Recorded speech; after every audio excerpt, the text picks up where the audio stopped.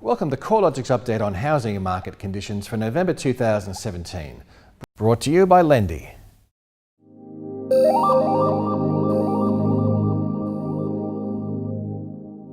CoreLogic's National Home Value Index held steady in October, confirming a cooling trend in housing market conditions.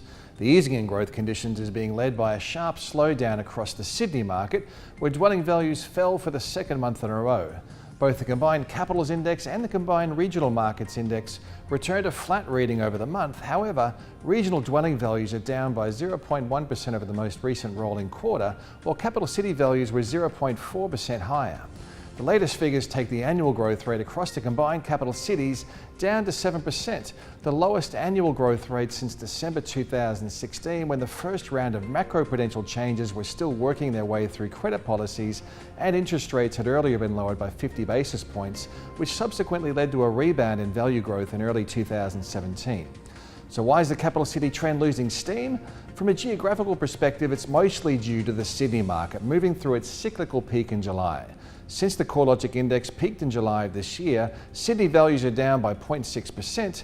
However, the reduction comes after dwelling values surged 75% higher since the growth cycle kicked off back in early 2012. The Melbourne housing market, where dwelling values were 58% higher over the cycle to date, has been more resilient to falling prices. Although capital gains remain positive across the Melbourne market, the pace of growth has clearly lost steam, falling from 4.4% on a rolling quarterly basis back in November last year to reach 1.9% of the 3 months ending October 2017. Other markets, where growth conditions have been far less dramatic over the past 5.5 years, are behaving very differently. Generally, the remaining capital cities don't have a high peak to fall from. Conditions across Brisbane and Adelaide are holding reasonably steady, with values still edging higher. Hobart's been on a strong growth trajectory and remains the best performing capital city for capital gains. However, quarterly data also points to a moderate slowing in growth in this city, while conditions across Darwin and to a lesser extent Perth remain subdued.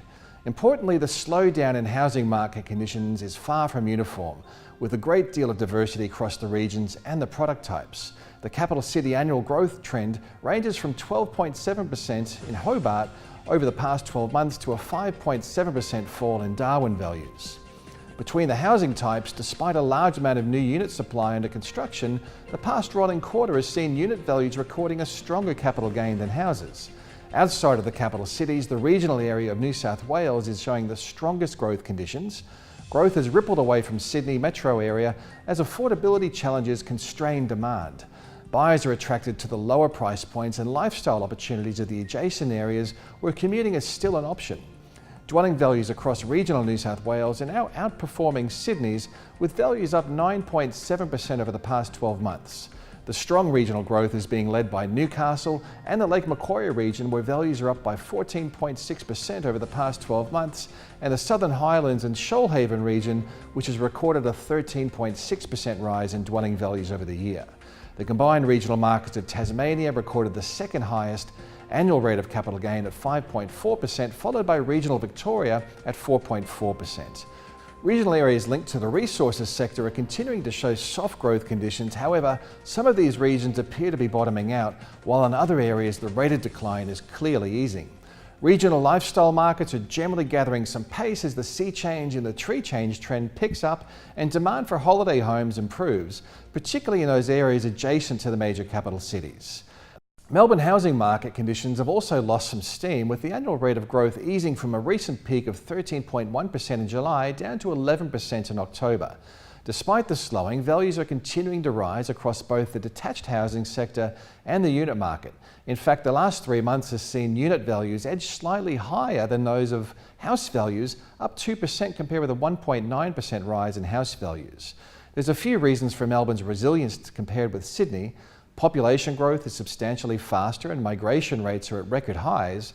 Jobs growth is very strong and affordability constraints aren't as pressing compared with the Sydney housing market. A variety of factors are causing housing conditions to slow down. However, the primary dampener is likely to be a new round of macroprudential measures from the prudential regulator APRA. In response, lenders have tightened their servicing tests and they've reduced their appetite for riskier loans, including those on higher loan to valuation ratios or higher loan to income multiples. Additionally, interest-only borrowers and investors are facing premiums on their mortgage rates, which are likely to act as a disincentive, especially for investors who are generally facing low rental yields on investment properties. The peak rate of growth in dwelling values lines up closely with the peak growth rate for investment lending in late 2016.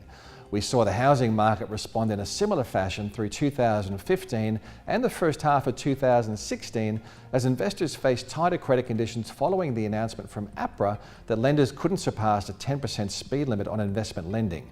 At that time, the pace of capital gains slowed sharply and went negative for a short period of time. Of course, the housing market rebounded in mid-2016 when the APRA-imposed investment credit limits were comprehensively achieved and the cash rate was lowered by 50 basis points. This time around, we aren't expecting a lower cash rate to re-stimulate the market, and it's likely that credit policies will be closely monitored by the prudential regulator to ensure there isn't a material rebound in investment activity. On the positive side, there are several factors that are likely to support a soft landing for the housing market. Financial markets have pushed expectations for a cash rate hike out to early 2019. That implies that mortgage rates aren't likely to rise materially over the foreseeable future. With household debt at record highs, higher mortgage rates would test already stretched household balance sheets. Labour markets have strengthened and population growth is underpinning housing demand, set against the backdrop of limited detached and semi-attached housing supply. Overall, Australia's housing market performance remains as diverse as ever.